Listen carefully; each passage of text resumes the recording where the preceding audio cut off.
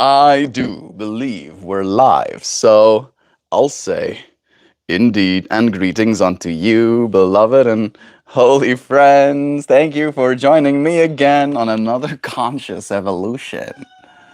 Another opportunity for us to find ourselves considering where it is we are. I think that's my stream topic. Where you're at, I am in a good space right now. Our sleep schedule has finally restabilized, and last night I literally told Joe on the way to bed, I am sure, I know with certainty in my heart that tomorrow morning when we wake up, we're going to feel good. And I was not wrong. Even my sleep stats, like my machine, told me, Yossi, bro, what did you do, dude? Do whatever it was you just did because it worked, it said. Recovered well. I feel really good. I feel rested. I feel ready for another day. I feel excited for the future. I feel like I have my whole brain available to me to think with. Now I just need to get this hair to dry and stay in place.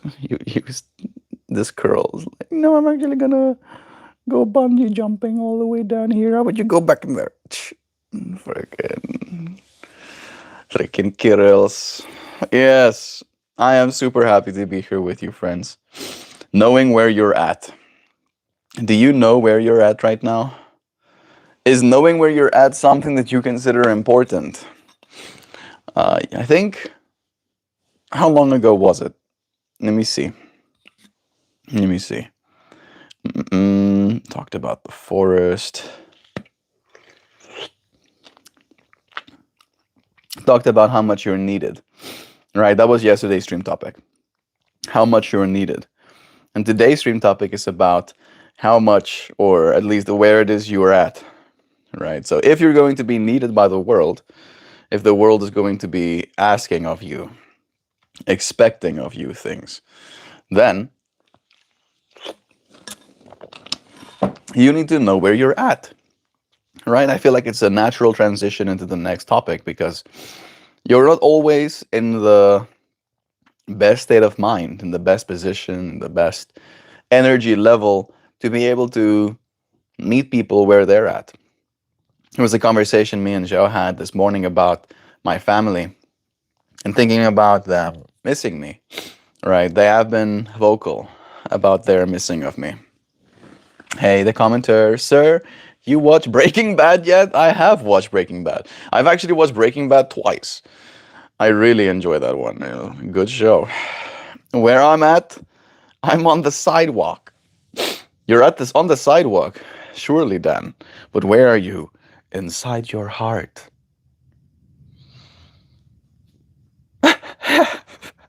Where are you inside your heart, inside your mind, inside your sleep scores, inside your physical activity levels, inside your food that you have eaten, right? Like all of these things brings you to a point that you might be at right now and in this moment.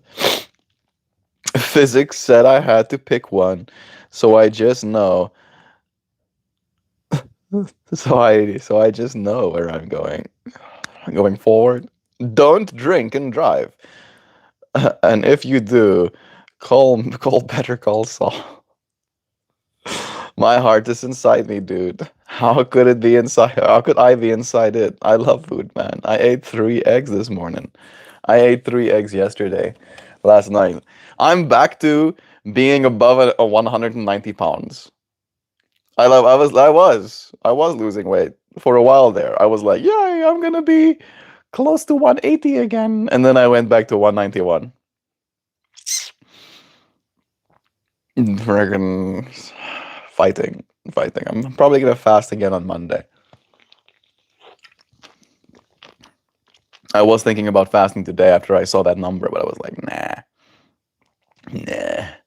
Nah, you look good. You're looking gorgeous. Thanks. That's nice of you to say. I believe you. I do. It's been tasked upon me to know where I'm at for me to choose to believe when people give me compliments. However, I think there is this perfectionism that exists within most minds, right? When you look at yourself in the mirror, you might be able to spot a pimple on your face that wasn't there before. And I believe, I trust even, that other people can potentially spot that pimple too. But when you look at yourself, that's almost the only thing that you're focusing on. Where when someone else looks at you, they're looking at the whole of you, usually. Right? Maybe if they get real close, they can start to look at your pimples, but ideally they don't. Hey Darren, it's nice having you here, friend. How you doing this morning? I am feeling good. Like really, really good. I slept so well. Slept so well. Got to bed at an appropriate time. We did a bunch of stuff yesterday. We saw Kelsey as well. Took some stuff out to the dump. We've been house cleaning. It's been a journey. I just feel like I'm really living here. You know what I mean? Like I think the whole time I have been living in America, uh, but now it's kind of clear to me that I'm here to stay. You know what I mean? The staying itness of this experience is starting to dawn upon me a little by little. Right? For instance, we're now in the process of filling out our paperwork. Yeah. Is that girl gonna stay there? And tuck it back in. Yeah, and put those in there. I'm staying. I am staying. It's official. Right? The paperwork we're filling out needs to be filled out by the end of this week, pretty much. And then I just have to wait before I can do more American things. That's pretty much how it's gonna work, right? But it is a process, and I feel I know where I'm at in the process, right? And it's giving me a little bit of a sense of hope. That zesty fringe, don't hide your clapped A hairline. I mean, if you want to see my hairline, you can, right? It's not something I'm ashamed of, but it is something that I'll style towards, all right? Work with where you're at, kind of thing, right? Don't be ashamed. Be intentional. That's the real power. Don't be ashamed. Be intentional. Boom. Yeah, there you go. Hair, stay where you're at, I say. Thank you for your love as well, Henry. I broke that mirror. You're really looking good. Sound way better today. I feel way better. I think like yesterday, because of the stacking on stacking on stacking of like busyness and traveling and potentially not the best food quality and being in the forest for a whole day and again the not sleeping enough, all of that stuff just kind of like pop, like it hit me all together at the same time. So yesterday coming into stream was rough. I did take a keratin yesterday as well, and I don't even think it helped that much, but today I don't seem to be needing it. All right. Was a small part of you still expecting to go back to Africa? I don't think a small part of me was expecting to go back to Africa.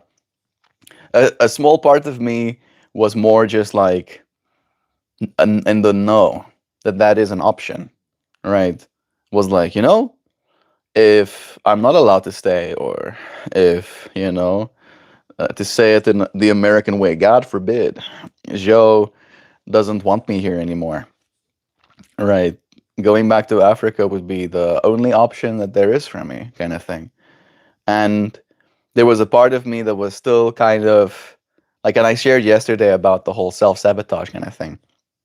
Part of me was still kind of like, oh, maybe this happens. And after this week, the maybe is gone, right? Of course, there's still the option for us to someday move there, but I can feel us building. I can feel us planning our future here that is going to take some time, right? 5 to 10 years, this is where I'll be, right? There's nowhere else for me to go in the next 5 to 10 years.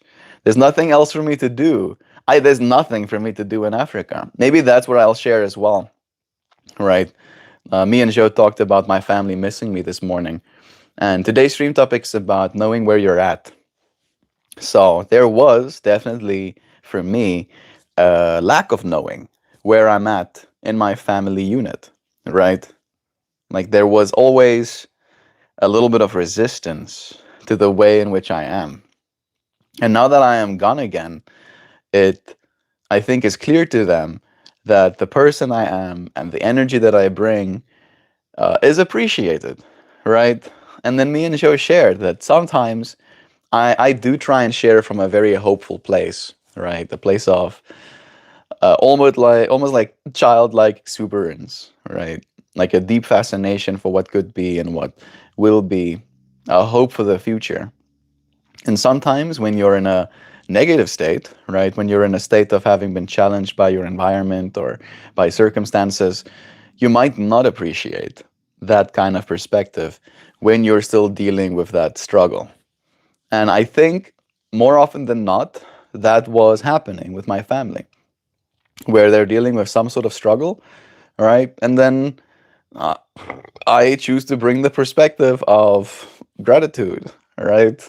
Like, for instance, one of the things that's a big struggle is the farm, right? I grew up on a farm, and living on the farm comes with a lot of challenges, right? A lot of challenges. There's mud, for example, right? When it rains a lot, you literally cannot open the gates. You have to open the gates, but you cannot open the gates without getting your feet literally covered in mud. When I was a school student, I would pack uh, like plastic bags, Walmart bags, those little plastic Walmart bags in the car, so I can wrap my shoes in them so that when I get out of the car, I won't get my shoes absolutely caked in mud.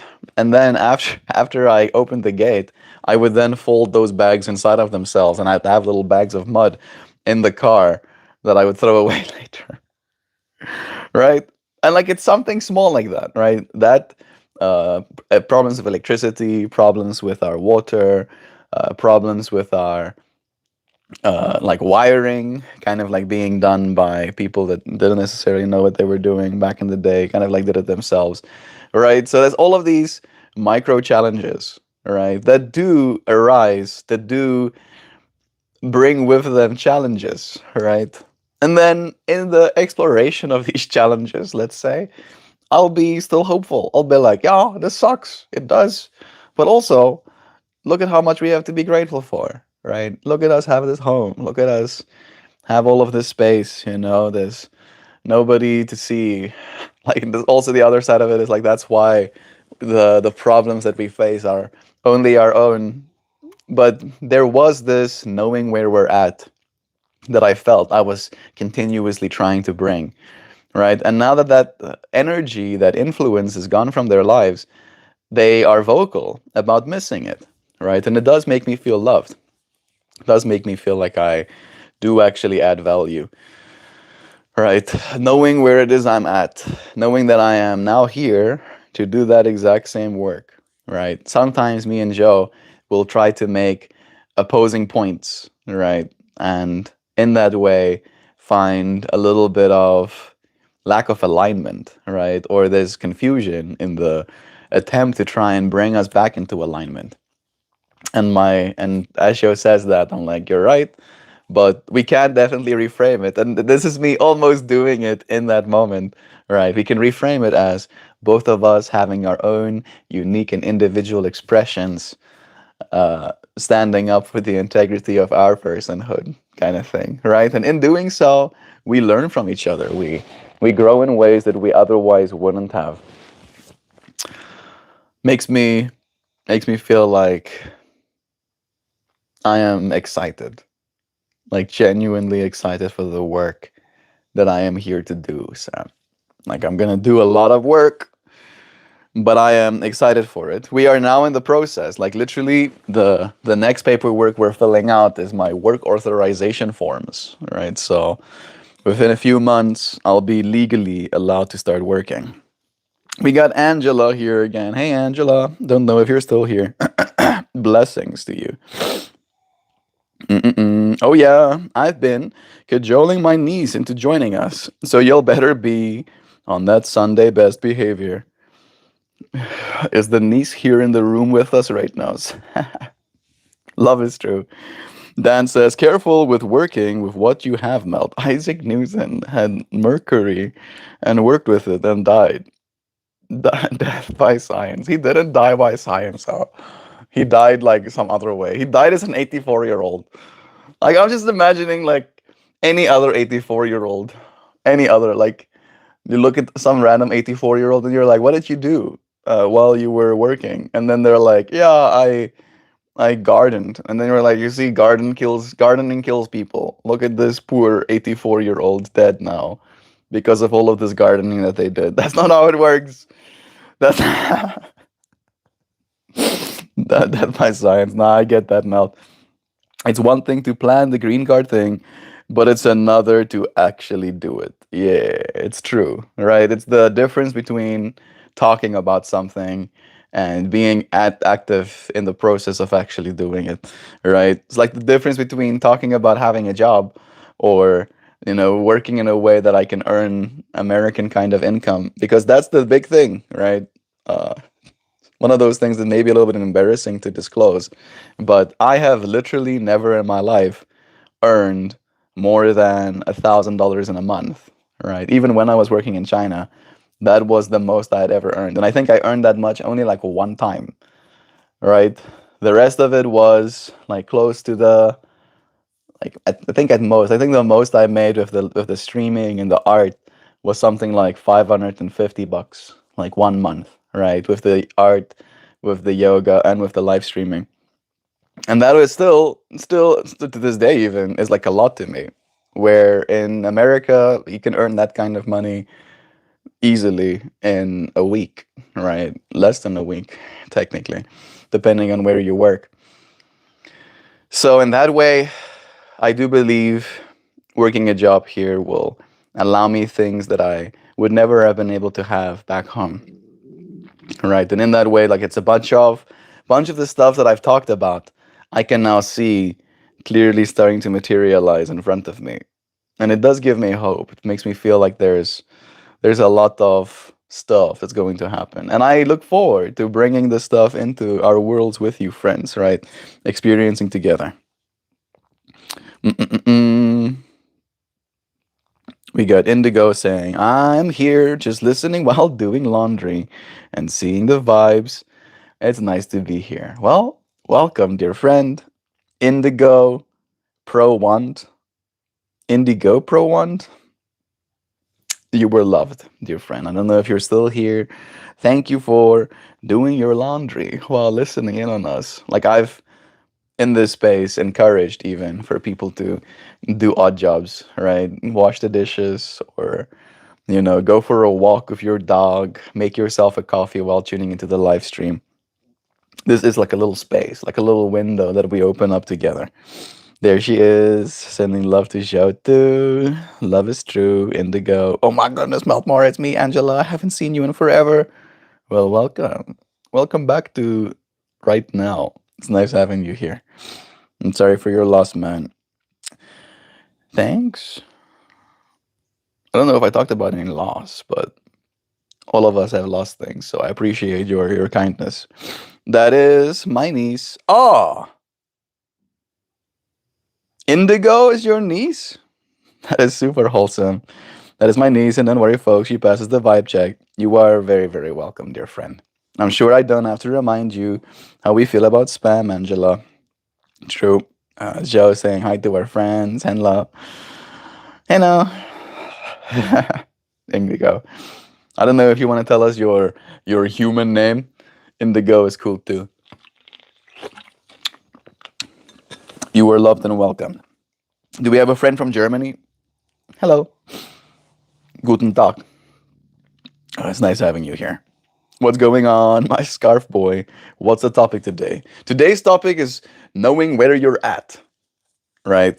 I feel all of us are very powerful beings, right? We've talked about over the last few days. I think we talked a bit about it yesterday about manifestation, right? And if manifestation is real, where you're at is almost like the timeline, right, of that manifestation a little bit. That's one way to kind of like think about the where you're at kind of conversation. It's like if you're manifesting something, where are you at in that process? Are you in the infancy of manifesting? Have you been manifesting this thing for 5 years now? What is the next step of your manifestation if you've been on this process kind of thing, right? Knowing where you're at in that way. And then also on the emotional levels, where you are very powerful and you have this ability to be there for people, right? You have this ability to create a sense of nuance, a state of being that would not exist if not for your presence in that space.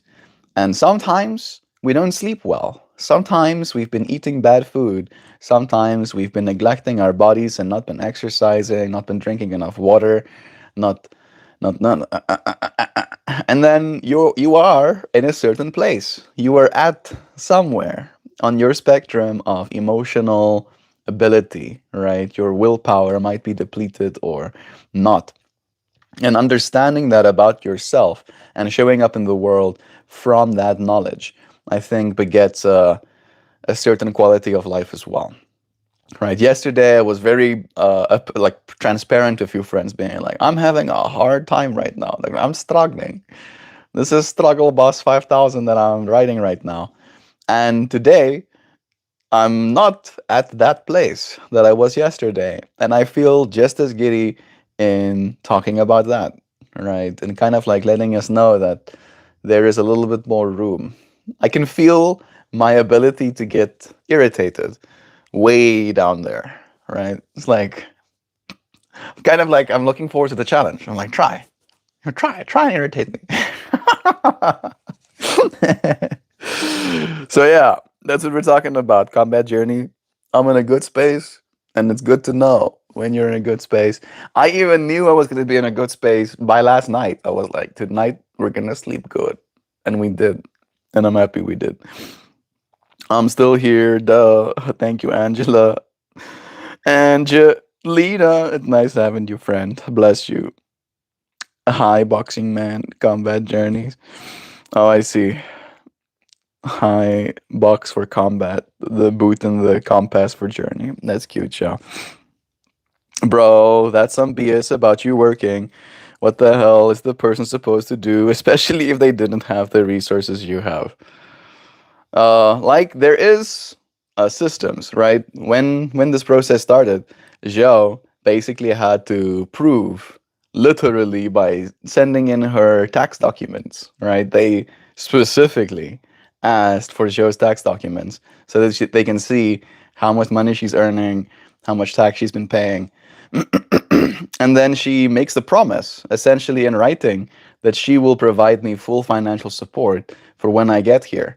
Right. And then it's as you said, then there's like the work authorization that needs to happen, and the actual marriage needs to happen first. And we plan to marry in the third month. So I think we could have made it easier for ourselves. We could have gotten courthouse married within the first week of me getting here.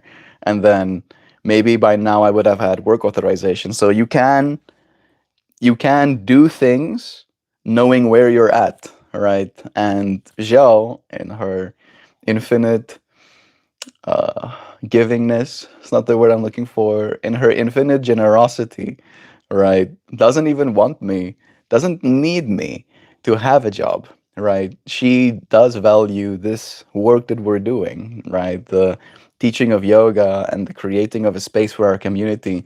And right, the sanctity that we have created here is not something that she wants to see impeded or interrupted by me needing to be at a workplace at a certain time, kind of thing.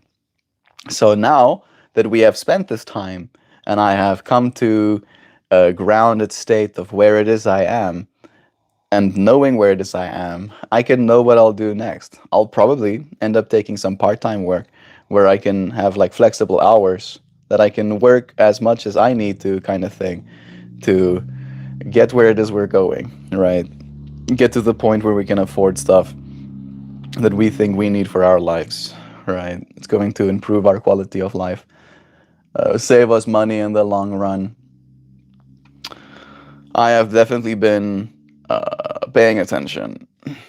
Part of me wishes that I didn't, but I have been paying attention to the geopolitics, and oh my goodness, can we not?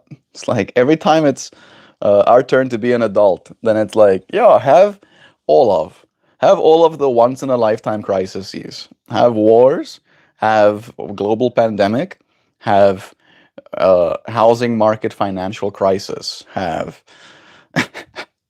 end of the world, Mayan calendar end of the world, have Y2K, right? Have just like in my poor lifetime, it's like, oh, thanks.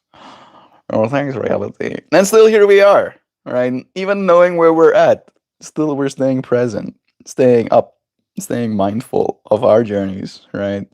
Not letting it get the best of us. Money first, then dancey dance. That's the only way this transaction works. Someone wants me to dance.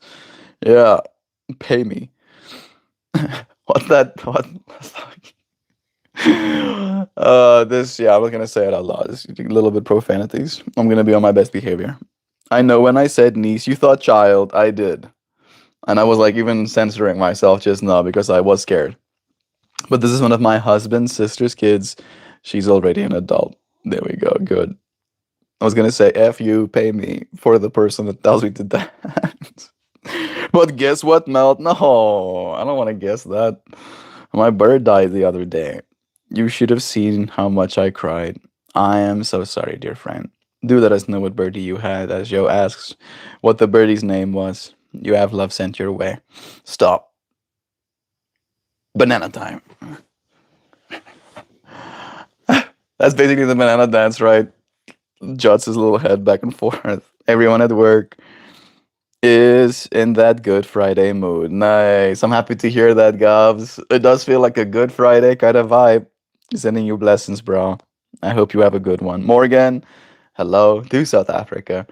I used to live in South Africa and I live in the States. I don't know if you've joined this space before. Welcome right now. It was a budgie. I'm sorry to hear that, friend. I was coming back from dance classes and I saw my mom holding him and he was barely breathing.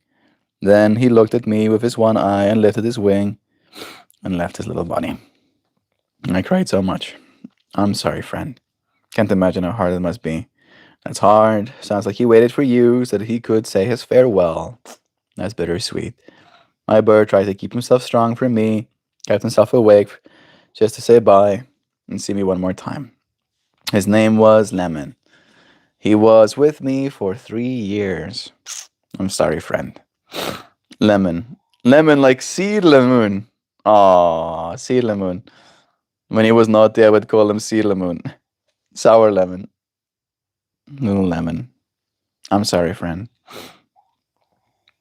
Yeah. Loss. Knowing where you're at, right? Know right now, Angela, that you are in a place of hurt, right? And don't show up in the world with hurt, right? But show up in the world aware of your hurt, right? Be extra gentle with yourself. Be extra gentle with those around you. Remind yourself of this life that you have lived alongside this Burby. Good morning to you, BSF. It's nice having you here, friend. Every time it's our turn to be an adult, you're telling me the year I graduated high school, we had to bail out GM and the Lehman Brothers. Yeah. Yeah, nice. Nice. Oh, what's that? You would like to build a life? You would like to have financial security? How about we want financial security? We want to remain financially secure. The billion-dollar companies say, have you had your daily banana? I haven't. I did eat a banana yesterday, though, so I should. I'll go. I'll go and eat a banana right now. Drink my multivitamins, too. I should stop calling them multivitamins. There's like only one vitamin there. No, there's two. There's vitamin D and I think vitamin K, but they come together, and then there's B vitamins. There's basically multi. There's enough to be multi. Okay. All right. Mm-mm-mm-mm. Indigo says, I got COVID as a senior and out of the house, and this shit here as a starting adult on my own. What was my starting adulthood as my own experience? Yeah, I was still in high school when I started the process of looking for a job, right? And didn't really find anything specific. Then I got into a relationship, and this person was going to study at the educational university for tux. And I knew that where she'll study is going to be close to one of my uncle's businesses, right? And my uncle, he works in AV, or he owns a company that specializes in AV installations. And that's the kind of stuff that I am very familiar with, right? Working in that kind of industry. And there is an element of sales attached to his business as well. And I called him up. I was like, hey, Unc, I need a job. Like, I'm gonna be living in this area at this time, and I really do need a job. And he goes, okay, I'll think about it. And I leave the phone call. Next morning, I call him again. I'm like, hey, Unc, I remember we just like talked about this yesterday, right? And you did say you'll think about it. I don't know if you thought about it. And he goes, thanks for calling me and for making sure. I need a little bit more time to think about it. And I'm like, bet. Next day, again, I call him up. I'm like, hey, uncle, in 2 days now that you've thought about this, what do you think? And in that third time that I call him, he goes, you know what? This persistence is something that I would like in an employee, for my business. So with this level of persistence, I will almost like extend a hand for you to come and do an interview with me, right?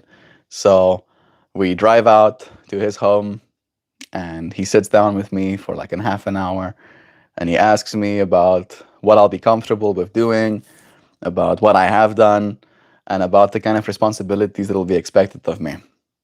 And he gives me that job, right? And I essentially just was like an errand boy, TBH. For the most part, almost 80% of my work was just running errands, right? Things get forgotten on site. I drive to go get the thing they forgot, or something is missing, or something breaks, and then I have to go and get the broken part and get it back to where it's going. I attended a bunch of like training to teach me how to integrate the systems that they were installing. And it was this experience of almost just like learning what work is, to say it in so many words. However, because I was like an errand boy and he was my uncle, I did not get paid a lot, right? My starting salary was $300, $300. And then about 7 months in, it got bumped to $350, right? I started getting $50 extra a month. And I barely could eat the whole month, right? I am a particular kind of person, right? And I do like my sanctity of space. And living with a bunch of roommates, I lived in the hostel my entire high school career. High school, we will say loopbaan in Afrikaans. Like my time in high school, I was in the hostel. So I lived with a bunch of other people, right? Shared public bathrooms. That was like my 14 to 19, because I had a gap year when I was 17 from high school. So in that whole process, I learned that I don't want to live with a bunch of people again. So I basically spent 65% of my, 300 bucks just on having an apartment. And it was a nice one, right? It was actually nice. Like I really did enjoy that little space, but it took most of my capital. And then I would only eat for an average of 3 weeks out of the month because by the end of the month, all right, 350 bucks after you've spent, I think something like, I think it was $220. $250. It was 3,800 rand.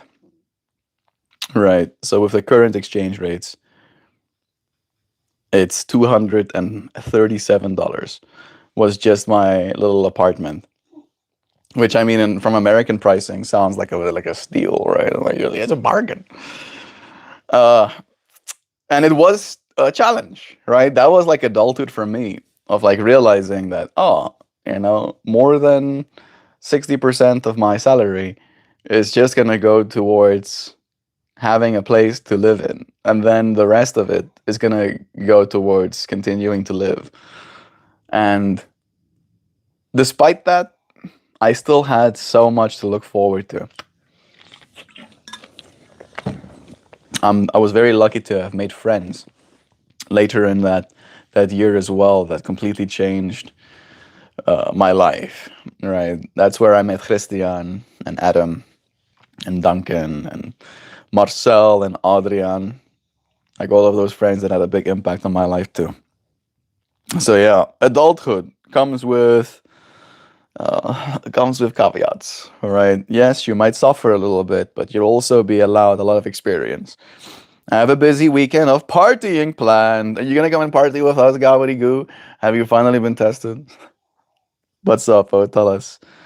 I had it with my swaggered big cow, but he kind of looked like a lemon. He was green and yellow. That's cute. That's why I called him Lemon. The grief is the price we pay to love so much. Swaggered Biggie. It's a good deal, Jobo. Pays dividends. Avatar The Last Airbender taught me the love we have for people who've passed always stay in our hearts and is reborn into new love again. That's beautiful. Bye. I'm gonna go now. Blessings and love for everyone. Thank you, Angelina. Add me on YouTube. I know I'm Michael though. My age is 27-year-old girl. 10 views, 5 like posts. I'm kind of confused. But I appreciate you for being here with us, dear friend. Uh, I don't know if you can add people on YouTube. I guess you can subscribe. But I'm busy. All we know about you, Michael, not Michael, is that you know how to press the say hi button. You want to tell us about yourself? Do tell us about yourself. Like your profile picture looks like it's a picture, a little drawing, but it's cute still. I'm glad to hear you're getting your whole being able to work thing fixed. I know you were worried about it. What are you thinking about doing for a job? I'll probably end up going into like AV stuff as well. If not that, I'll maybe end up driving for Uber or something like that. Right? I haven't actually said the words out loud because I am very intentional with this manifestation, and it might take us like a couple of months. Maybe it will take us like 6-ish months. I think it will happen in this year. It ideally should happen sooner rather than later, but yeah, maybe I'll end up setting up a whole stream inside a vehicle, right? Have a car stream. Maybe have the window outside for you as well, so you can look outside if you want to. Maybe I'll flip the camera every now and then. I do look forward to being able to see more of the world, and I think maybe that could be a good way to do it. Might not be the most glamorous thing, but I would have fun with it still. Hey, Chief Lakota's here with us. Hey, Chief. It's nice having you here, bro. How you doing? Today we're having a conversation about where it is you're at, right? That all of us have a process, a path ahead of us, all right? And as you start to, with intention, walk that path, you might see where it is you are on it, right? So the next kind of like step of manifestation for us in this home is getting to a point where we no longer have to pay the exorbitant fuel prices. And ideally, have a vehicle that will drive us as well, right? Me and Joe do want to go on road trips. We want to come and meet you friends, actually. And if you look at it, we've budgeted. Traveling in our current setup will be prohibitively expensive, right? It'll be, for instance, our trip to go and see Sam was $140, $130 just in fuel, right? Then our stays was another $200, right? And then did we even eat anything?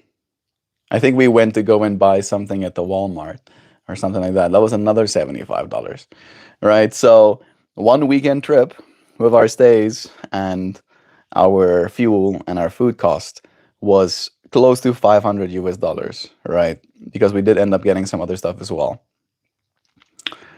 That's a lot. That's a lot, right?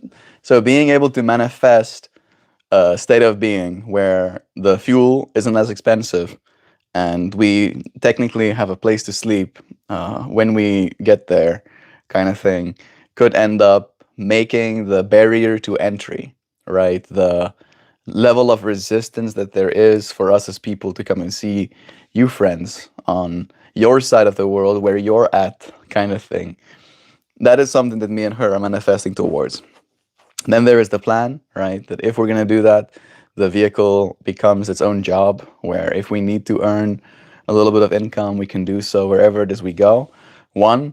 And then two, there's also the fractal of wanting to do work, right? In the little towns or cities that we come and visit you friends in, offer yoga classes. Joe does this thing called Wine and Canvas, where she invites a bunch of people to come and be gezellig is the Afrikaans word. Conversational, right? Like come together, right? And then you serve them and you teach them how to paint, right? And everybody gets their own little canvas and their own little brush and their own little palette of paint. And then they get to make something beautiful. They get to walk away from an experience they have with their friends and put something in their home that they didn't have before. And she's done that a lot of times, and she would like to do that for other people as well.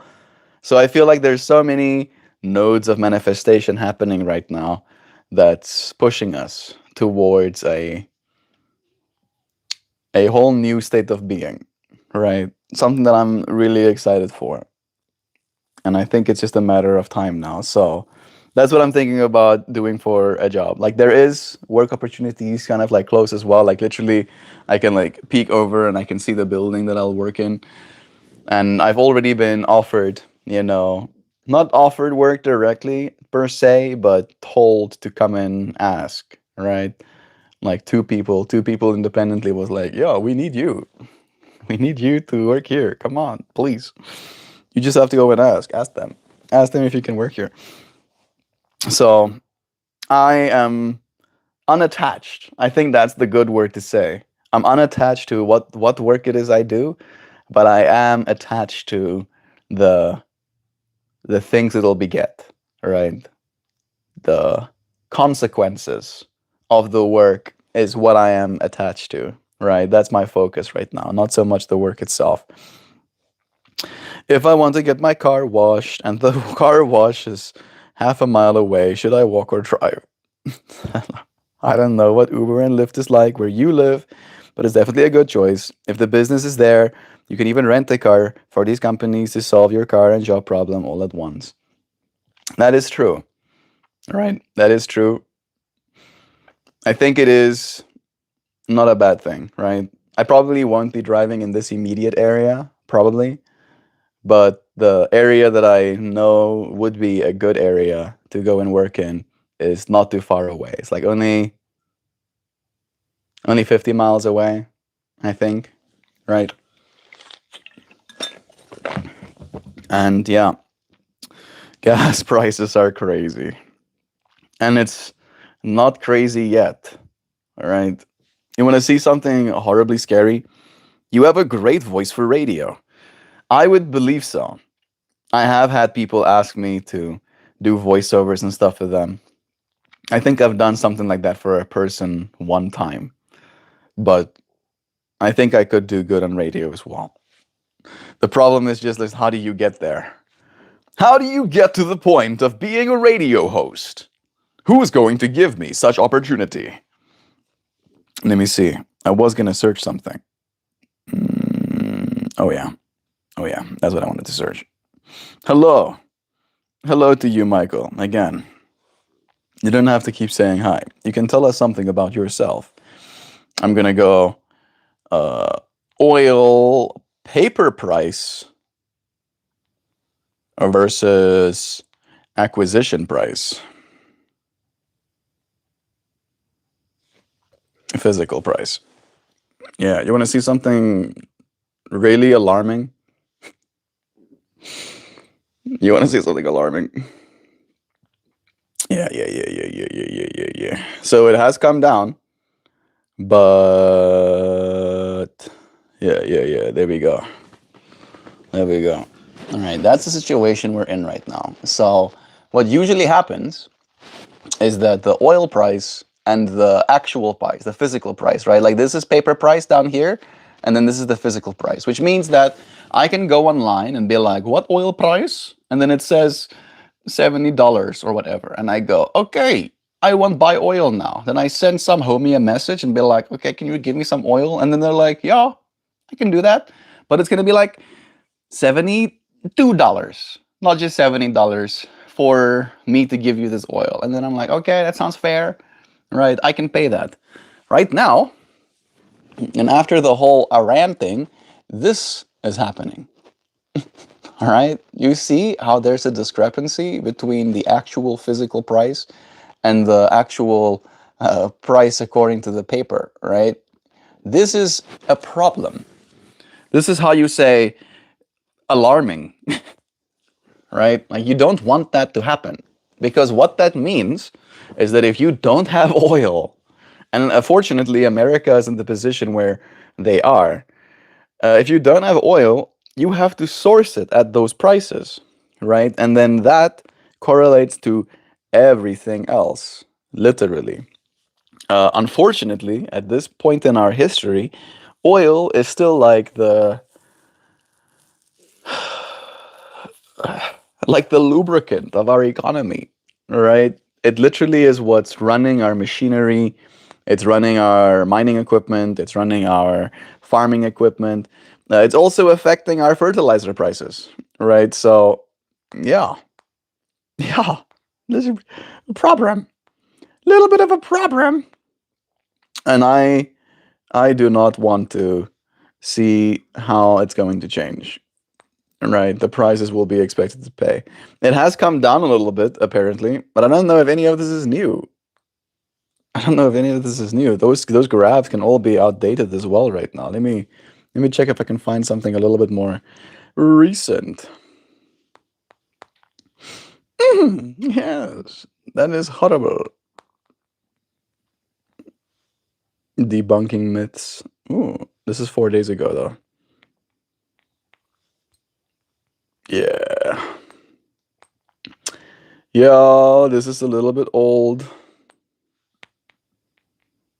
Most of the data is old right now. A $34 gap exposing the true cost of oil of the Iran oil shock. Yeah.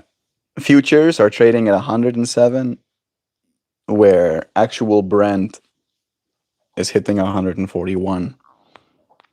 So that's a lot of dollars. That's a lot of dollars difference per a barrel. Right? And it hasn't. As of now, it hasn't. You think the doubling of fuel prices is a lot?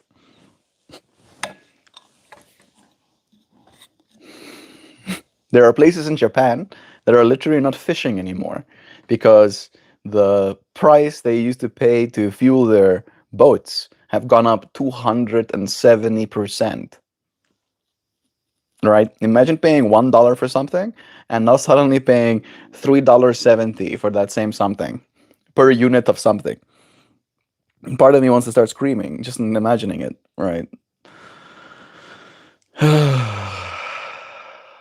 And then we breathe and we allow ourselves the presence again of knowing where we're at, right?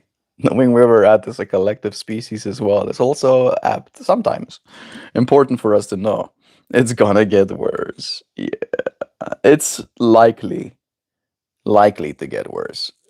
I would like to have the optimism in my heart that no, it's gonna be fine.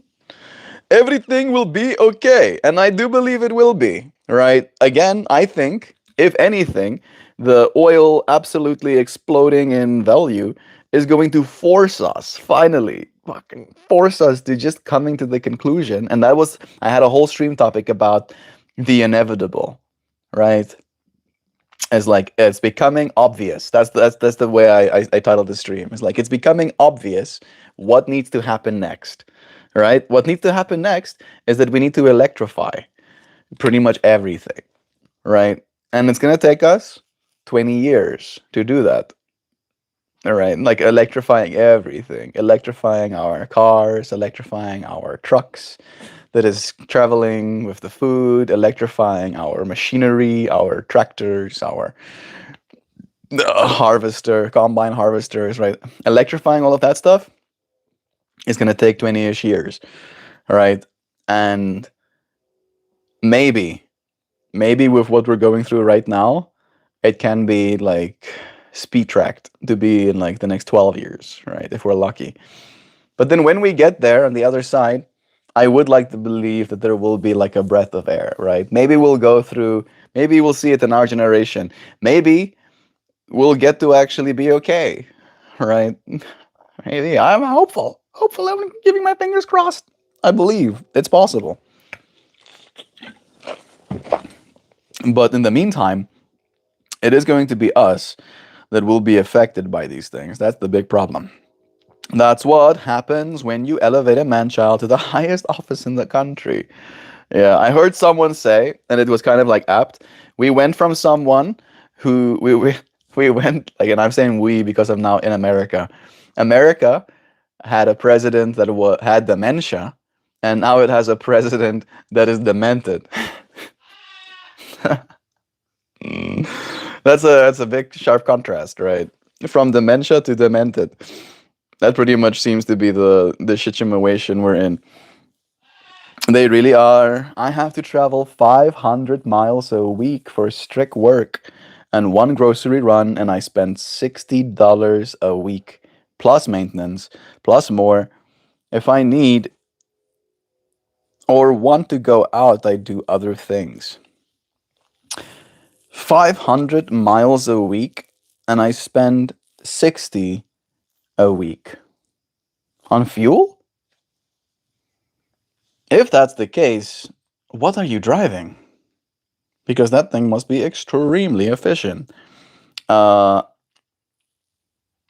let's do 500 divide by, let's say you get like 30. That sounds about right. Yeah.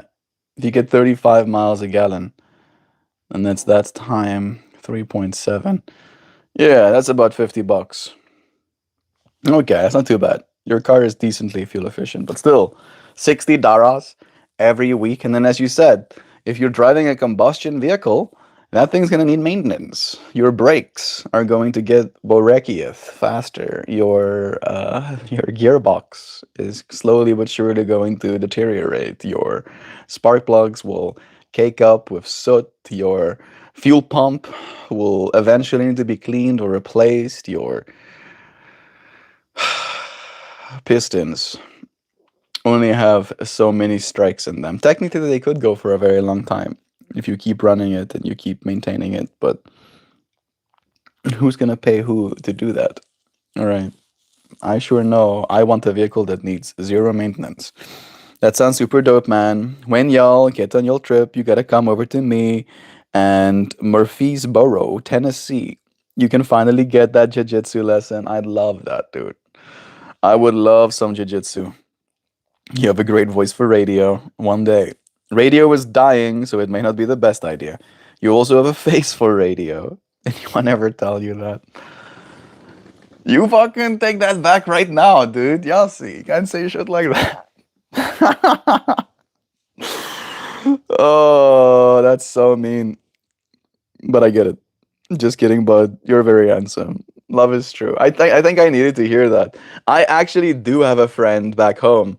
Friend, someone I used to go to high school with back home who is in radio. And I even had the thought of he has a face for radio. I wasn't being mean, but I had the thought. And then hearing you say it to me, it was like a full circle where I was like, I would probably react in the same way, right? Even if you were serious, I'd be like, come on, dude. Come on, bro. Inside thoughts, so combat. Why did I think you were English? Huh, I can see it. Podcasting for sure, if not radio. I could definitely see that. And it is getting more popular. I did have a podcast with Christian and Johan at one point. It's just, it's, I believe that there is so much information out there right now that I don't know if I am in the position necessarily to be the best podcasting host, right? Like, what am I going to talk about, kind of thing. However, I do look forward. Like, this is part of my strategy, right? Maybe I can tell you, friends, right? I am kind of like giving away some of the stuff I've been trying to manifest, but if I do do that, and that is get a vehicle to do Uber driving with, I will, as I said, set up a whole camera situation, right, inside the cab to be able to do these live streams with you friends. And then potentially, if I can get the computer set up in a way that it's extra sourced, right, where I can put more sources in it, I'm gonna put a camera in the back, right, where I can ask the people driving Uber with me if they'd be down to live stream with me, right? And then we can do little podcasts, little mini podcasts, just like have random conversations with people. Maybe they can see chat. I don't know, but it could be fun. That'll probably be the closest I get to doing podcasting kind of content in the short term. Well, this is how you say alarming and how you get it. The shithole full of warmongers and Israel apologists fucking did this to all of us. Yep. No arguments here. Yeah. Christian copy pasta proselytizing. I don't know, love. I mean, I'm white and I look like a little English probably because of my ancestry, but I'm from Tennessee. Tennessee. That's actually funny.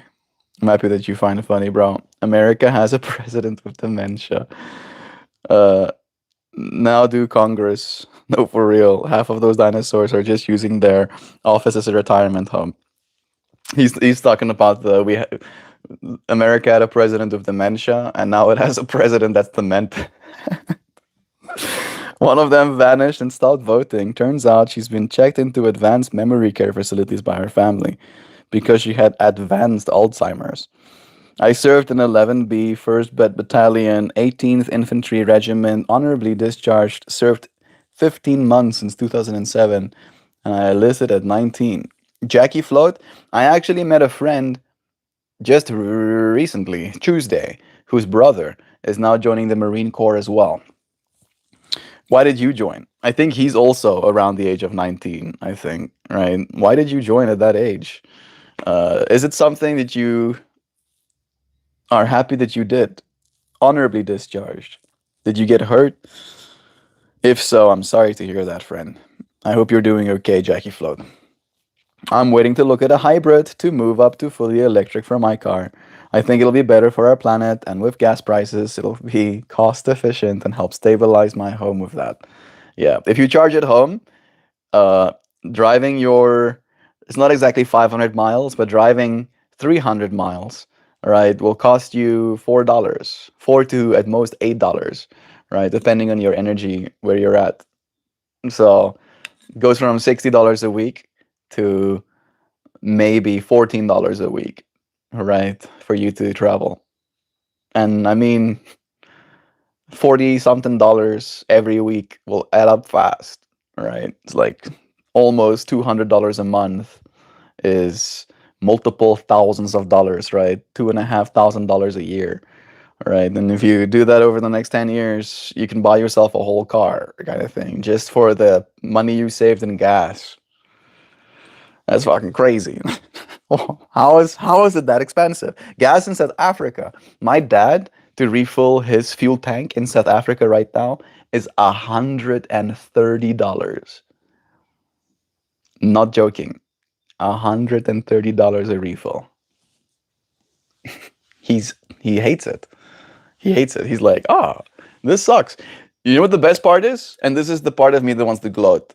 And bear with me, right? During our December vacation, during our December Christmas, right, where the whole family got together. We got together, I think, the 8th of December, so that we can all have our own family Christmases, even though we had like a family Christmas together. I was like man alone, standing on my soapbox, being like, hey, everybody, you don't want to drive a combustion vehicle. I promise. And everybody was like, nah, no, I do want to drive a combustion vehicle. I'm laying it on thick. I love my combustion vehicle.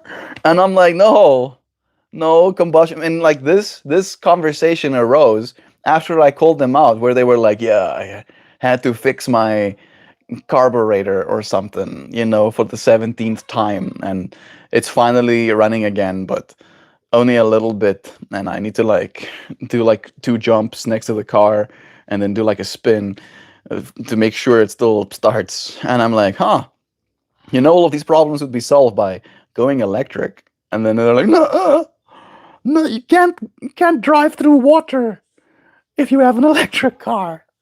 And I go, the biggest thing is the fuel prices, right? Like, you do realize fuel will get more expensive. And when you're relying on fuel exclusively, you don't get to control where your energy comes from, right? At least with an electric vehicle, if you can drive somewhere where a guy has solar on his roof, right? You can charge, you can put fuel in your car in the middle of fucking nowhere, right? There's a fuel station anywhere there's a solar panel up. Maybe you'll trickle charge your car. Maybe it'll take 5 weeks before you have enough juice to go to your next place. But it's possible. It's possible, right? There is the possibility of that being a thing.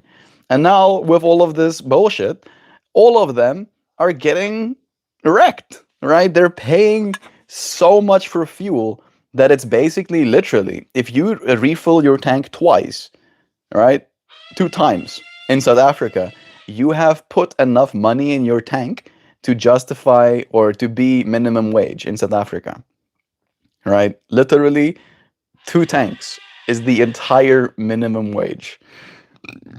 How do you survive that, right? How do you survive continuing to pay that, especially if you have to travel for work? Yeah, electric. Move on to fully electric eventually. Definitely go all at once, especially if you're traveling like 500 miles a week for work. Getting a hybrid probably will be the best bet. Look at the Priuses or something. Like, they're pretty reliable, actually. Now this looks like a chill dude. Thank you, Tweak. I can be. I'm chill for the most part until I get really uppity about something, right? That I have spent a lot of time deliberating about. Then I get way not chill. Craig, is that you? Is Craig with you? Old fossils in Capitol Hill. Oh yeah, your boyfriend. What do you mean with which Craig? The one you're always hanging out with. I'm so confused. The Craig I know is in prison and growing and selling. I think you have the wrong guy. I think I could cry with these dress. Yeah, yeah. Like, my mom's car is $105 to refill, and my dad's car is $130 to refill. I told him that it's costing us like an average of $50 to refill Joe's car right now, and he goes, "Oh, yeah. Well, here in South Africa, it's $130 for us to refill." And I was like, "Oh my goodness, $50 to refill the car? That's a lot."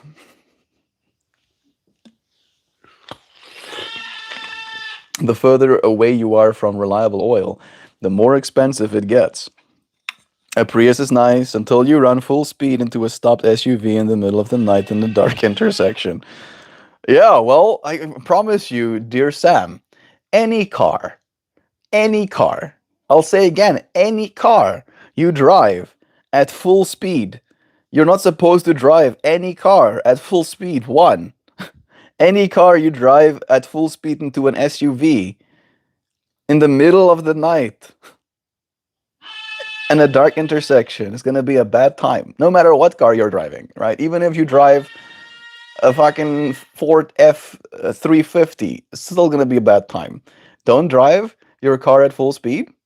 One, right? When you get to an intersection, stop if it's dark, right? Like being like, oh, car, like I'm gonna explode if I this one circumstance. Nay, that's not how we live our lives. Full speed is crazy. Yeah, who drives a Prius at full speed? Fucking work, fucking through in the dark as well, through intersections. Bro. Oh, I lost a family member to that car. Get something sturdier. I mean, I am a fan of one of the most sturdy and like reliable cars in the market. They're just a little bit expensive. A Prius, I feel, is accessible to most people, right? If you want to stop paying gas prices, and it's just about stopping and paying gas prices, and you need kind of like a hybrid, I think Prius is one of the better options. I don't know if there's any other better ones right now. Maybe like one of the RAVs as well. I think there's a hybrid RAV too. But again, if you want a reliable, a safe car, that you're gonna want a Tesla technically. In America, that's the safest car you can get right now. It hurts. It hurts that it's true, but that's kind of the case, right? Yo, man, I'm thinking about getting an older Prius. There it is. I would go hybrid because I can't afford to go fully electric all at once. But I have seen and heard the new cars are plastic and shit, and they break easily. The new Priuses, like the Priuses aren't the most grand car, but again, the fuel efficiency, right? Like you'll save in the long term. Full speed is crazy. We always do full speed, which is 200 kilometers an hour. I hate that even more because base prices are like 50 to 60, and it just malfunctions and breaks because of all of the computers and subscriptions in them. Yeah, you're talking about the Tesla ones? Yeah, there's not supposed to like the subscriptions in them are like nice to haves, right? Like the Tesla subscriptions is like self-driving, where the car literally drives itself, right? Like you're paying for a driver essentially, right? $100 a month. I don't think it's too bad to have a driver in your car. And then the other subscription is like having internet access, right? Being able to use your computer fully, and I think that's like $15 a month. But ideally, right, if you look at the history, there are many of them on the road. They are the number one best-selling car on planet Earth right now. They're selling the most units, right? So there's a lot of people that are anecdotally talking about these things right now. What's up? What's up? What's up, Zoe? What up, Zoe? What out? Come on. Come on. Come on. Come on, Zoe. Come on. Hello. Hello, Zoe. Huh? What's up? What's up? Good girl. Are you a good girl? Let me put some TV on for you. You put some. Wanna go? I'm gonna go bye-bye with you in a second, okay? I'm just gonna put this on. I'm gonna put this on for you so you got something to watch. Yeah. You got something to watch. That's cute. Yeah, there's a bunch of guinea pigs. And a squirrel. Blah, blah, blah, blah. Go, go, go, go, go, go, go, go. Where do you want to go? Where do you want to go? Where are you going? Want a cookie? No, not right now. You want to say hello? No, where you going? No, I didn't say you can go there. I didn't say you can go there. Come back here. Come back here, you silly bird. You think you can just go where you want to go? Want a good girl? You are a good girl. Don't put it on. Don't put it on.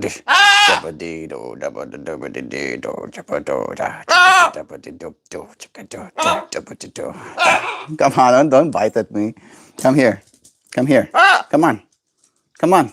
Come on, I'm gonna put you there. I'm gonna put you there. I know you wanna be on that couch actually. That's actually the couch you wanna be on. Come on. Come on, come on. Come on. You wanna go up there? You don't wanna go there? Whoa, whoa, whoa. Come on. You don't wanna go up there? Where do you wanna go? Where do you wanna go? Where do you wanna go? Hmm? Where do you wanna go? Hmm? Mwah. You wanna go outside? You wanna go outside? What? What? You wanna go bye bye? You say bye bye. Wave to them. You say bye bye. Say hello. There you go. Okay, let's go with it. Mwah. Let's go with you, sweetie bear, sweetie, sweetie.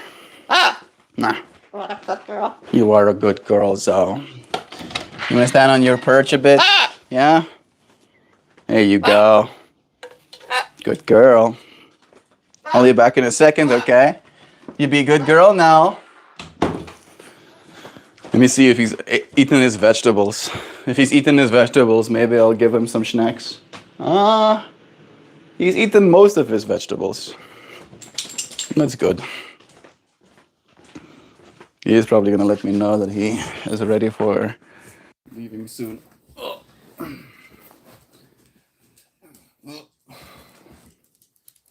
Precious little dude. He is super cute.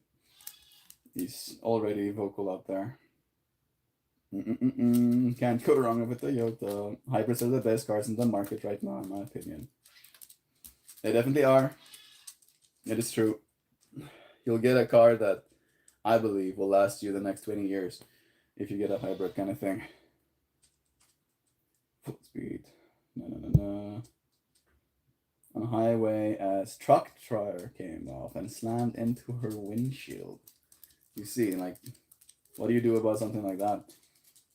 Scary driving. Driving is scary. I survived a 130 km/h head-on crash. That is horrible. I don't know if I believe you, but I'm happy that you survived. No, just newer cars in general. It's insane. Checks out. I say a prayer every time I drive. People are crazy drivers. Always pray before leaving. That's false advertising. There's been multiple lawsuits on the self-driving. It's self-driving with supervision because the computers are glitching and getting people killed. Getting less people killed than people kill themselves driving those cars, kind of thing, right? That's where the numbers come in. And it is, as you said, like, it is self-driving with supervision, but you're probably going to be supervising your car. The people that crashed and died literally fell asleep behind the wheel because of how much trust they have. Because of how much trust they have in that system. Me and Joe have actually driven one. And you hit the button, and that car drives itself. It does actually drive itself. Right? Maybe not full self-driving. Full self-driving. But it's on its way. I think they're gonna hit a billion miles. Or is it 10 billion miles? It might be 10 billion miles. They're hitting 10 billion miles in June. Right? But those cars have driven themselves without human intervention. 10 billion miles, right? And that computer is training a supercluster. And that supercluster is creating networks, and those networks are then being, again, put inside your car computer. So there's this constant top-down, as above, so below training happening. You don't have 10... You want to go bye-bye? Are you getting my scarf stuck in your feeties? Hmm? Where are you going? Where do you wanna go? You a good girl? Where are we going, Zoe? You wanna go outside? Come on. You sweetie birdie. Sweetie. You sweetie bird. There you go. Is that good?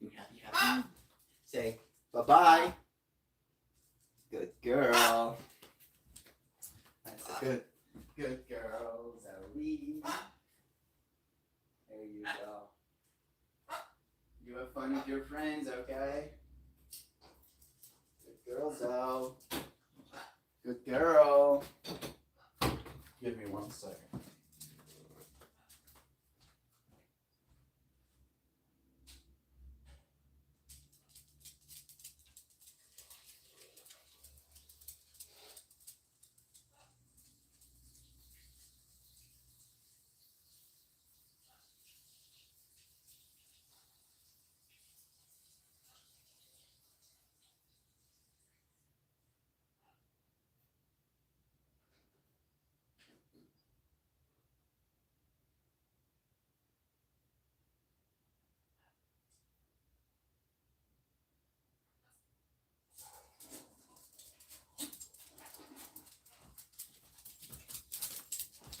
I am returning.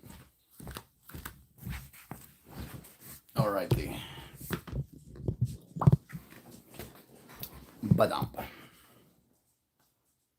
So cute. She's so sweet. Joe just sent me up.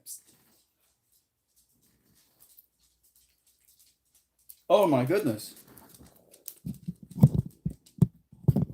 How did that happen?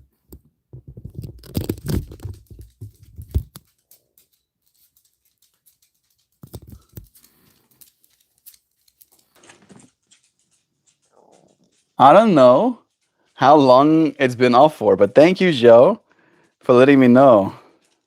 It's been 2 minutes. You know what happened? When I when I pointed it around and moved my camera back, the tripod pressed on my power button of my receiver, turning my sound off. Thank you, my darling, for giving me a psst. Hope it wasn't too long that we were audioless. Love is true. Prairie Wolf here with us too. And getting people killed. I am just kind of curious, Indigo, because I haven't actually read the stats. So I'm gonna find out with you right now what the case is.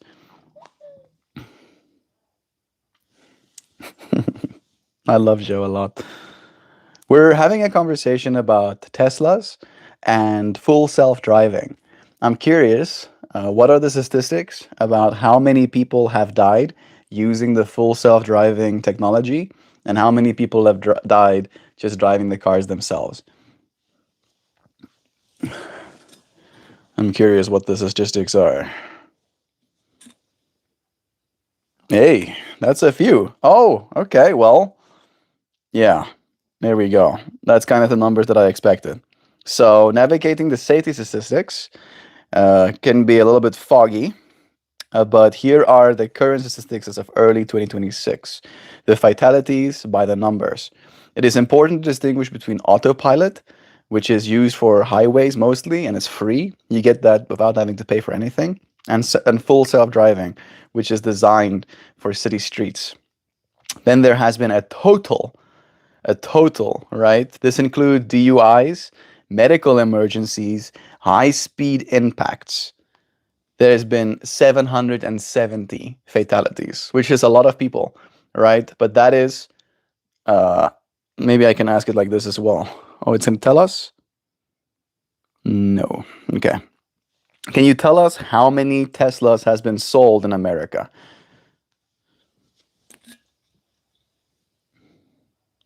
There we go. 4.2 million Teslas on the road. 4.2 million Teslas on the road right now on American roads alone, right? Just on American roads. So 4.2 million people at least, right? Because you need at least one person to drive that car. Only 770,000, no, 770 fatalities total, right? Fatalities. Then autopilot related ones, where it was the highway, fatalities where autopilot was confirmed or suspected to be engaged is 65, right? That's the free one. And then there's only been 2 confirmed deaths for the full self-driving software. So 770 people managed to die, driving the car themselves. 65 has died letting the car drive them on the highway alone, and only two has died, letting the car do full self-driving. All right, with 4.2 million of them on the road. Those are good numbers in my mind. When I hear those numbers, I'm like, I would rather get the two confirmed deaths versus the likelihood of the 770 deaths versus driving it myself. So, Tesla and safety researchers often reach very different conclusions based on the same data, where the Tesla perspective is that it's 7 times safer. Tesla's 2026 safety report suggests that full self driving is engaged, the car is roughly 7 to 10 times safer than the average US driver because they have one crash report for every 6 million miles driven on full self driving. Right? Those are your odds. Right? Those are your odds. One crash every 6 million miles. Right? And I don't know about you, but I ain't gonna drive no 6 million miles. Probably in my lifetime. I probably won't drive 6 million miles. Right? So if I only crash once in those 6 million miles, I think that would be a good number. Where the average US citizen crashes every 600,000 miles or 670,000 miles. Those are the statistics we're dealing with right now. So there we go. Yeah. 1.2 fatalities for every 100 million miles with the assisted driving. Those are some good numbers. I really like those numbers. I'm like even more sold now than I was before. I could hear you the whole time. That's so weird that it was gone at the same time. That is pretty strange. Your mic makes a cute little woo sound. When it activates, I don't know if it's has the mic turned on low. Your mic is off 33 months. Oh my goodness. Joe just became a 33-month member. I don't know if my mic is still off. I think not. I think you friends are connecting with me. I think you are connecting with me. Yeah, so I don't know if you know those numbers, but yeah, I would still, even if they are falsely advertising that it's full self driving, I would rather have that drive me than any other person kind of thing. So he was quiet all morning with his full belly. Yeah, he ate some vegetables. He ate most of it. He ate like, I would say 70% of his vegetables, which is good. We like that. This is a sweet little boy who learned what a good girl in his previous home. It's true. All right, man, I'm heading to the gym. I'll chat with you tomorrow. In time to see Zoe. Have a good one. He loves kisses before asking for something. He's such a good girl. Leg day, precious little dude. Bub bub bub bub. Bird bird bird bird. Bird is the word. I love him. My roommate also had a bird that called himself a girl. Melty, your microphone is off. Your mic's discord. So much love. I want my tank. I want my tank of a Volvo back. I don't know what that means, but I'm a Volvo fan as well. I can hear him. Mic turned on low. 5 minutes melt. That's how long. That's a while. Oh, boo. I could hear you the whole time. It's weird. I watched a video on it from a software engineer who studied this sort of big corporate. Let me go and find her name. She's really fascinating. Full self-driving. I don't even like my car to automatically change gears. Yeah, I'm ready.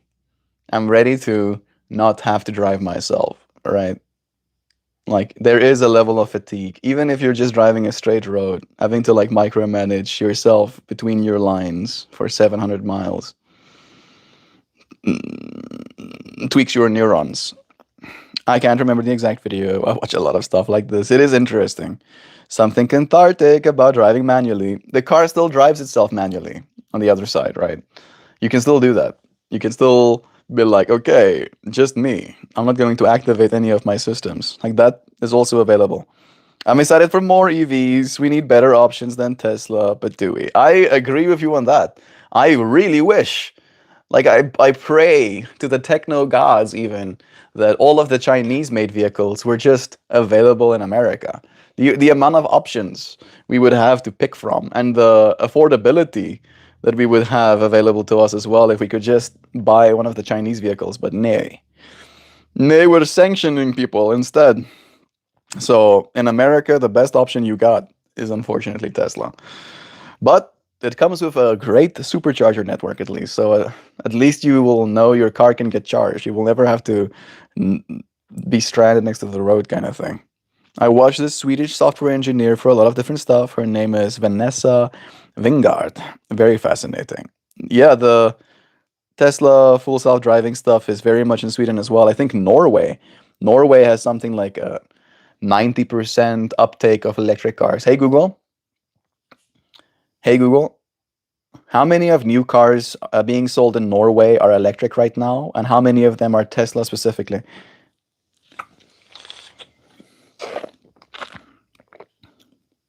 Yes, I was wrong. Uh, as of March 2026, electric vehicles reached a record 98.4% of new car sales in Norway. 98.4%. The Norwegians, the Norwegians are done. They're like, nah, right? Who is that like 1.6% of people that's like, I'm actually gonna get a combustion vehicle still? It's probably the guys buying supercars, which I get. You know, if you wanna drive a supercar, you want it to deafen you a little bit or something. 98.4% of new cars in Norway are EVs, and Tesla dominates the market by being 34.8% of that brand share. That is insanely cool.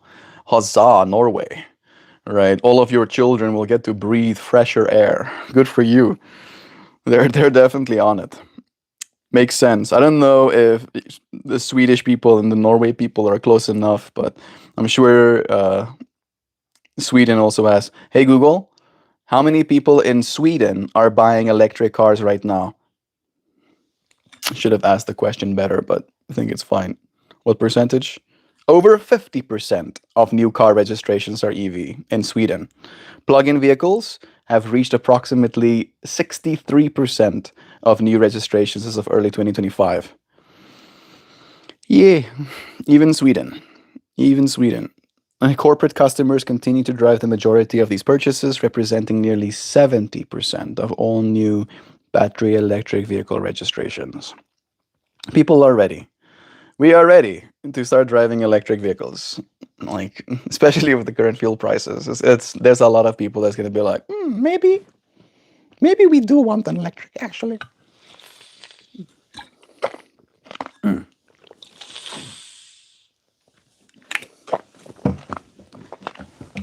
Nice, coffee done.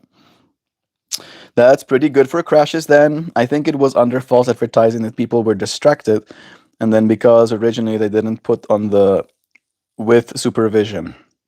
Yeah, that sounds like one of those things where people use the technology and then something happens and then they kind of like trusted it to the point where something could happen and then something does happen and then it's like a matter of like, oh, I don't want to take responsibility, so we're gonna now blame this company because maybe they'll give me a new car or pay for my damages or right. But two fatalities out of 4.2 million vehicles and only 770 total fatalities over the entire lifetime of the company.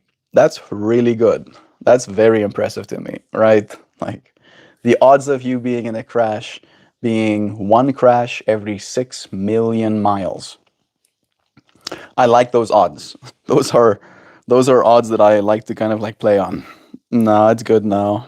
Mike-san, yeah, the full self-driving is pretty good. Like, there's a guy who, hey Google, you want to tell us about the guy who drove his car all the way from coast to coast in America using only full self-driving? Here it is. Was like, I think last year he did it. Yeah.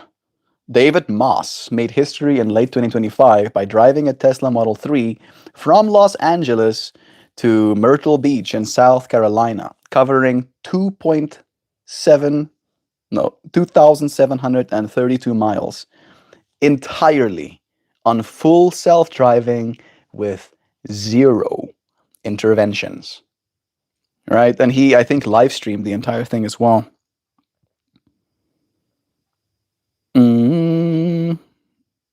I don't know if it says here, but using full self-driving version 14.2, Moss completed the trip in about 68 hours, with the car managing every highway merge, city street, and even navigating into stalls at the Tesla supercharger networks. This journey was part of an even larger record breaking streak that he reached over 10,000 consecutive intervention free miles across 24 states. That is cool, right? We can think about what we think about the people that created the company. But the fact that that is the world we live in, where you can get in your car, then put a destination on the other side of the country, two, I want to say 2,500, 2,700 miles in that direction. And then you just don't touch the car one time. Not one time you touch the steering wheel for 2,700 miles. That is fucking cool. That is so cool. That is a thing. I love that.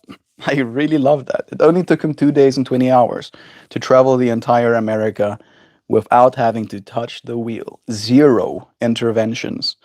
Not a single intervention. Around the same time, in January 26, a team led by Alex Roy also completed a cannonball run from LA to New York City in a Model S, clocking 3,000 miles with zero disengagements, despite it even being snowy conditions. So, yeah, these cars drive themselves now, right? Like I wouldn't be able to even say I have driven that many miles without having to make an intervention myself for my own lack of awareness driving a vehicle, right? Never mind even not having to touch the wheel one time. That sounds incredible to me. Do you have any worms for me today? Weirdly enough, very happy tadpole. The fact that you asked this question feels so synchronous because I do. I do have worms for you. Where is they? Checking, checking. Maybe Jo had already put them in the compost bin. I think she did. Would have been funny. There was literally worms in our kitchen just last night. I would have come and given you worms, though. Maybe next time. I actually do that. There Jo goes, and she says, "Yeah, I actually do have." Teslas won't start in minus 35 degrees Celsius and plow through 30 centimeters of snow. I'm sticking with combustion engine truck. If you deal with minus 35 degrees Celsius temperatures often and 30 centimeters of snow, then you might have to get yourself a truck to be able to survive that. Hey Google, how cold does it get at the coldest here in Indiana, close to the French Lick area, Orange County? No. Hey Google, in Celsius, how cold does it get in Orange County, Indiana? -7. And in cold snaps, the coldest it will get is -18. So I won't even get close to being at -35 Celsius. I also don't necessarily believe that's true. I'm sorry, Prairie Wolf. But even if it was true, it wouldn't be a problem for where we're at right now, at least. Awesome. They're on the counter. Went fishing yesterday. I'm not sure if I put the leftovers in my worm compost, so you can have them. I also have seen footage of people not being able to move their cars at all because of the sensors messing up or locking them inside. Not sure on the rates of that, though. Those things get signal boosted, right? When you do see those things, it'll be like, again, there are 4.2 million of those cars on the road right now, just in the United States alone, right? If I make 4.2 million of anything, right, having every single one of them being flawless is unlikely, right? And then signal boosting the one that I made a mistake on and be like, yeah, look, it's all of them are shit. Meanwhile, people are still buying them in droves, right? There's a reason it's the #1 selling car in the world. Like, people like them. Chinese EVs are available in Canada. Wonder if you can drive one over. Oh yeah, they wouldn't charge. That's the big problem. It's like the supercharger network is the big thing. I think they might be able to, but still. maybe in December to go to Tim Hortons. Those the exportable cars are probably made from Chinesium anyway. Ah, your voice made my speaker start talking. I'm sorry about that, Lakota. Oh well, I wish I would be way more efficient than fuel in cost and taking care of our planet, but it doesn't make big oil and corporate money if we don't use oil. It's true. I'm not exactly a fan of making them any more money. They've done enough to destroy our planet with their greed, so I like the scarf. Thank you, Mark. Appreciate it. This is one of my favorites as well. It has cool patterns on it. Yes. Yes, indeed. The onus of transitioning to EV shouldn't just be on the consumer. If someone with bills to pay can get a traditional car cheaper, they will. And probably they should. I agree with you on this, James. I really do. Right? Because again, it's a matter of getting from point A to point B, right? I'm a fan of like what I call personal electric vehicles, right? Like EUCs or scooters, and to for us to ride more of those would already be a big transition to just like use smaller electric vehicles. However, if you do want to travel long distances, you're going to need something bigger. And if you're going to be traveling long distances, you probably have a reason to do so, right? There might be some sort of financial incentive. And if you can get away with, just driving a couple of miles, a week kind of thing, then the fuel prices won't be that much of an effect on you. It's more a matter of like the maintenance. That's the big thing, right? Is that you end up a car usually for the longest time is a liability, right? Because you buy this vehicle and then instantly as you drive it off of the lot, it depreciates, like at least 20% in value. And then you start to create wear and tear on the gearbox and on the brakes and on the like engine and the crankshaft and right, like all of these things get wear as you keep driving it, reducing its price, right? And eventually things start breaking, and then replacing those things as these cars age become more and more difficult and more expensive, and you have to have professionals that know exactly what they're doing to be able to fix that stuff for you, and you pay a premium for their expertise as well, where that's the big thing. That's where it's a tax on the poor to have a vehicle because you're paying the fuel prices, you're paying to have your tires replaced, to have your brakes replaced, and then to have that stuff done by professionals who are demanding, a skill kind of income. Driving a car that doesn't need that same kind of maintenance saves you in the long run, right? Like all of us would be richer eventually, and you can see it already happening in China. They have like really affordable electric vehicles for the average person. Like I think you get electric vehicles for as cheap as like $5,000 in some places in China, right? So you can start driving electric for as little as 5 grand, right? Here, we don't have those same options, unfortunately. And even if we did, very few people would buy those $5,000 cars because America is used to going far, right? We like to go places that are not just a hop, skip, and a jump away. Big Oil spent 10 years smearing Claire Peterson in court when they fucking knew about the dangers associated with leaded gasoline. They literally do not give the slightest fuck. Exactly. After your after you what in Alberta, minus 35 and 30 centimeters of snow is a reality 4 months out of the year. Yeah, your mileage may vary, kind of thing. Prairie Wolf. However, Norway. Hey Google, how cold does it get in Norway regularly, and how much centimeters of snow do they expect?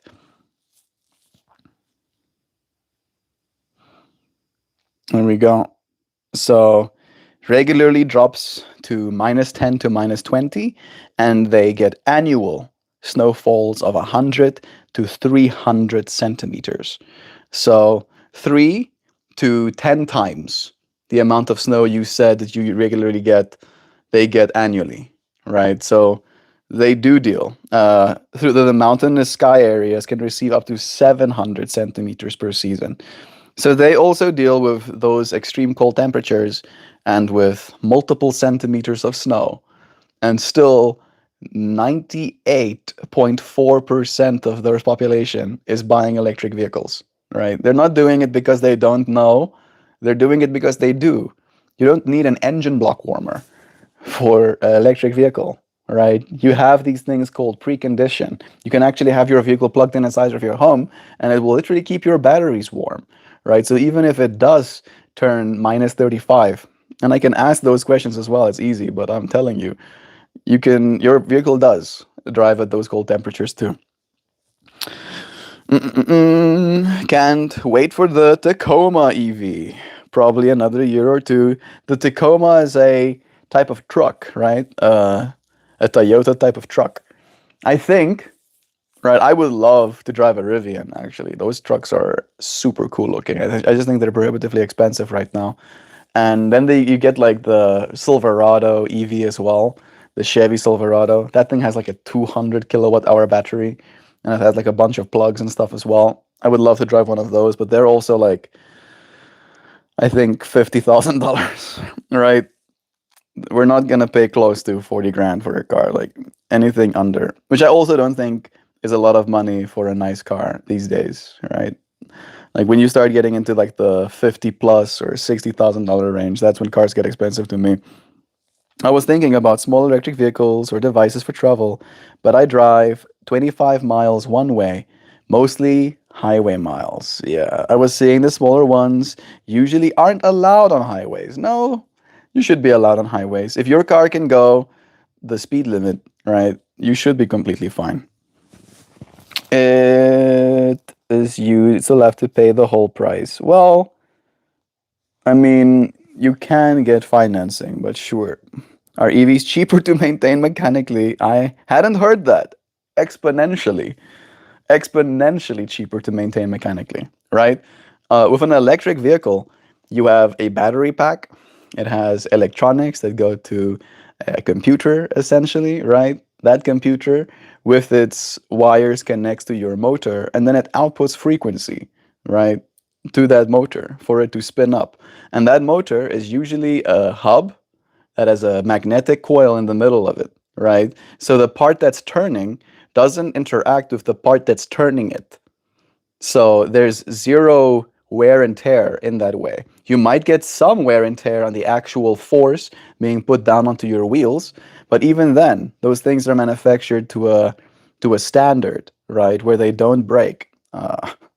Like, for example, you usually replace gearboxes and engines and head gaskets. You replace that stuff on combustion vehicles regularly, but you rarely actually replace the drive arms on your wheels, right? Because those things have been made to a certain standard for decades now. Those things are not supposed to break.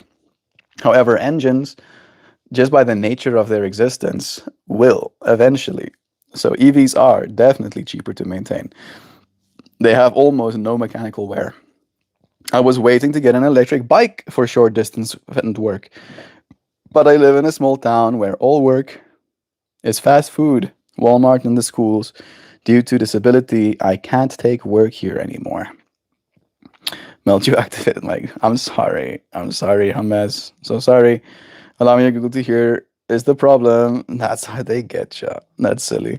Between my city and the next one is 300 kilometers. EVs won't make it. Yes, it will. Yes. The one that we're looking at easily makes that. Would almost be able to make it there and back on a single charge, right? It's like closer to 540 kilometers. Let me check. It has 300 miles of range. So you said kilometers, but this one has, yeah, 500 kilometers of range on a single charge, right? So yes, you will make it. And you don't have to go between the one city and the next. I don't know where you live, but it doesn't take long for you to find out where the next charger is. Someday we'll have 5-minute charging and a complete charging network. Give it 20 years. It probably won't even take that long, Toasty, but you are right. That is what's coming. Right now, we already have like 15-minute charging to get your vehicle from 10% to 80 again.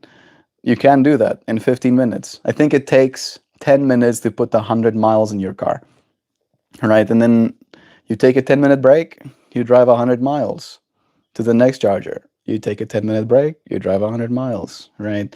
It's better for your body as well, technically, than just sitting for multiple hours on the same spot, right? Do a stretch while you're waiting for your car to get some electrons in it. Oh, wrongdoers have something to hide. Only wrongdoers have something to hide. Someday we'll have 5-minute charging, agreed. I'm looking forward to it, Toast. I'm happy to hear you also stoked to not be paying gas prices anymore. I feel I feel like I know where we're at, right? That's where today's stream topic was about. Knowing where you're at, knowing that we are ready to transition. We are ready to do the next thing. We're ready to not have to suffer the consequences of war in the same way. And again, electricity will probably get a little bit more expensive over the next couple of years, but it's going to go up percentages on a 0.19 kind of multiplier, right? So if you go up 5% on something that's 0.19, that means you've went up what? A cent and a half per kilowatt, right? It's like I think we can handle that. And if it gets real bad, you can put solar on your roof, and then suddenly you don't pay for your car's fuel at all anymore. Sure, you'll have to pay for the actual installation, and here in America, solar is even more expensive than it needs to be. But that will equalize too. They say they believe that solar's prices will equalize and become more world competitive by 2027. So we're not too far away from that either. Agricultural and industrial vehicles going electric would also make a huge difference, especially those, right? Especially since those don't end up working all the time. Stop. Thank you, Xiao. Those don't work all the time. So you can have like big warehouses that they already have, that they keep their machines in, covered in solar, charging the vehicles underneath them. And then when those vehicles are needed, they already have electricity. Wind is better than solar. We did talk about solar a lot today, didn't we? And look at that. Look at that. The travelers. We talked about traveling. We talked about traveling a lot. Huh, Xiao? Thank you for saying stop on this one. Wind farms causes cancer. Wind farms are using up all the wind. That's what I heard, right? They're sucking all the wind up. And then there's no more wind left for the rest of us. Freaking wind farms. Diverse supply is reliable supply. Yeah, exactly. Travelers under the sun. Who needs tears? This is who we are, right? Becoming more and more integrated. More and more integrated, more and more in tune with our reality instead of just taking from our reality. Using the sun to power ourselves. All of our electricity in our home is renewable. I know this as well. They sent us a card. I wonder if I can find it. I should not do it right now, probably. But they recently sent us a message, our energy company, being like, your energy is now officially 100% renewable. Most of it coming from wind. There's a massive wind farm on the way to Chicago from here. Big one. Like massive. Like I saw a wind farm in South Africa and I thought that was big. This one dwarfs, like literally dwarfs. I think the wind farm I went past had something like 27 windmills. Hey Google, how many windmills are there between Indiana, or between, I should say, Orange County and Chicago? I saw them on the way. Should probably say wind turbines, right? Oh my. Oh, I'm sorry. Remember when I was like, I thought seeing 27 of them was big, and I was like, oh wow, 27 windmills, that's a lot. There is 1,000 of them. There's 1,000 windmills. You likely saw the Fowler Ridge and Meadow Lake wind farms, which together contain approximately 1,000 wind turbines. Yeah. And each of those wind turbines produce 5 megawatt, probably. If not a megawatt at least. right? What's a megawatt, Mel? Means it's like 1,000 watt hours, 1,000 kilowatt hours per instance, right? Per hour that it outputs. I don't know what that means. Means the amount of energy we use in a whole month, it produces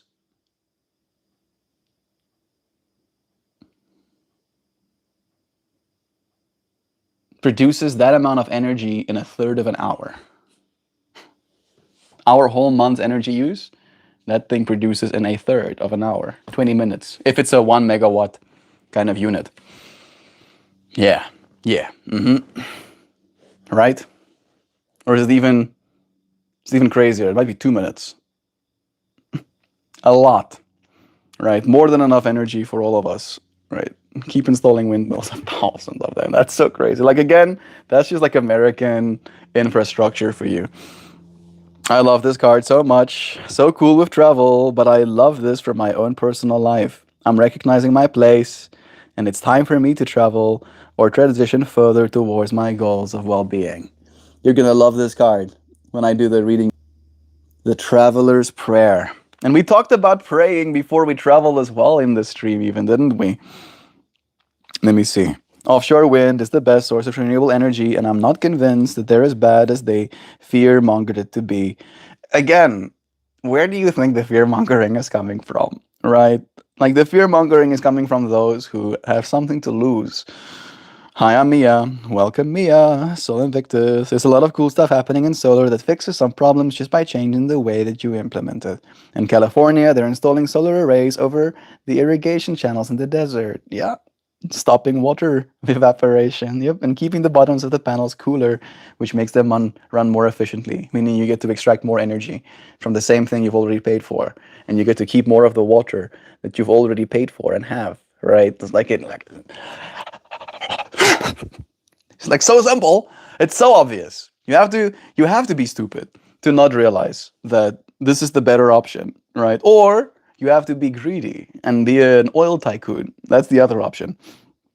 They're also installing solar arrays higher up, which allows grazing under them, while also planting shade for crops which would otherwise just get destroyed in direct sunlight. They're already doing that in Europe, where they, as Kiefer said, they install the solar panels a little bit higher, and then they don't do like stack to stack, right? They give them a little gap, right? And then they plant blueberries underneath those solar panels. And this is the cool part. The blueberries underneath the solar panels produce 40% more blueberries than the blueberries just next to them, right, that are uncovered by the solar panels. So we increase our food production as well when we go that route. It's fun seeing the parts going down the freeway. It's true. Sam, look at peer-reviewed studies and medical evidence and let them convince you rather than me. That claim has been debunked. I love this card so much. Indigo, it's so glad you're here. Hope you stay. You have a lot to offer this space, and you fit in here.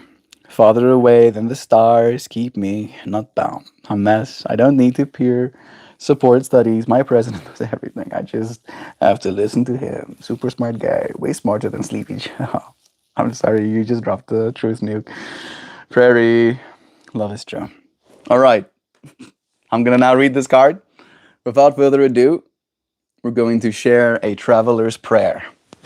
The fact that we, without even the intending to, talked about travel a lot, talked about the ways in which we can travel, talked about praying before we travel. This is tripping me out even. A traveler's prayer. Now I'll read for you, friends, what it means, okay? Card number 20. Curiosity and adventure. This card celebrates the spirit of curiosity and adventure. The traveler is a perfect embodiment of the openness that it takes to fearlessly step into the world and experience the many wonders that may come your way. The geometry embedded in this image was borrowed from the Mayan temple walls at Uxmal in the Yucatan. Crosses, steps, and angular spirals combine to create an ordered pattern. The figure raises his arms in prayer at sunrise and salutations of another day of adventure. As you travel this wide world into realms beyond, whether physically or in your imagination, keep learning. Remain ever curious and make yourself available to a universe of unlimited potential. Achoo! Hot damn! Unlimited potential suddenly coming out my nose holes. As you embark, a prayer flies with you. A prayer for safety, of loving encounters, for beauty and expansion of your worldview, and for adventures that occur only when your heart is open, allowing you to embrace magic. What a perfect card for today's stream. Hot damn. Makes me want to travel more. Makes me want to travel plus. Travel even right now. It's cold and windy. I love your voice reading the card. You remind me of Frank Zappa's music. That's a massive compliment to me. I'm happy to share my voice with you. Dear friend, dear niece of Sam, your presence today has been greatly appreciated. I hope that you feel loved. You are. What do y'all know about the synapses? I can't say I know anything. Hames. Less than nothing, Hames. Educate me. Maybe we'll find out about the synapses. Synapses? The Yucatan, where the earth started over and made room for new. Oh yeah. A prayer flies with you. A prayer of safety. A prayer of loving encounters. A prayer of fearlessly stepping into the world, welcoming adventure. Man, what a stream. I had so much fun with you friends today. Thank you for joining me. I appreciate the space you friends create here with me. Tomo, thank you for joining us too. Long story Sam, the ancestors of all mammals. I've been reading about them a lot recently. That sounds pretty cool. Woe to them that seem wise in their own eyes. That's one way, but I think that the quote goes, be wary of men who something something. I think all of us are wise, dear friend. I think all of us have wisdom in us. My wisdom is not rocket science. All right, Tony. I'm not a rocket scientist. I'm just human being, living human being life, having human being problems like travel and the cost thereof. All right, today's stream topic is about knowing where it is we're at. I traveled far to be where it is I am. And I look forward to traveling a lot more to meet you friends, where it is you're at too. I appreciate you. Thank you for joining me and for sharing in this space, for keeping it safe, for keeping the sanctuary that we create alive within your heart too. It means a lot. I hope you have a great weekend. Thank you for joining me again. I'll see you friends again tomorrow. Goodbye everyone. Love to ya.